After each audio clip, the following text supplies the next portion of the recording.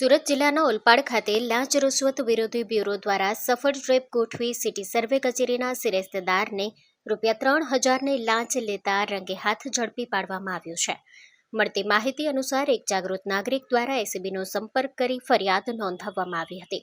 ફરિયાદ મુજબ આરોપી નિલેશભાઈ બાલુભાઈ પાંડવ ઉંમર વર્ષ 31, જે ઓલપાડ સિટી સર્વે કચેરીમાં વર્ગ 3ના સિરસ્તેદાર તરીકે ફરજ બજાવે છે. તેમણે પ્રોપર્ટી કાર્ડમાં નામ ચડાવવા માટે કરાયેલી 3 અરજીઓની નોંધો પ્રમાણિત કરવા બદલ પ્રતિ અરજી ₹1,000 પ્રમાણે કુલ ₹3,000ની લાંચ માંગણી કરી હતી. ફરિયાદી લાંચ આપવા માંગતા ન હોવાના કારણે એસીબીનો સંપર્ક કર્યો હતો, જેના આધારે એસીબી દ્વારા ટ્રેપ ગોઠવવામાં આવી હતી. તારીખ 5 મે 2026ના રોજ સિટી સર્વે સુપ્રિન્ટેન્ડન્ટની ચેમ્બરની બહાર આવેલા ખુલ્લા પેસેજમાં ટ્રેપ દરમિયાન આરોપીએ ફરિયાદી પાસેથી ₹3,000ની લાંચ સ્વીકારી હતી. Story report by Vikramsinh Zala, Ahmedabad.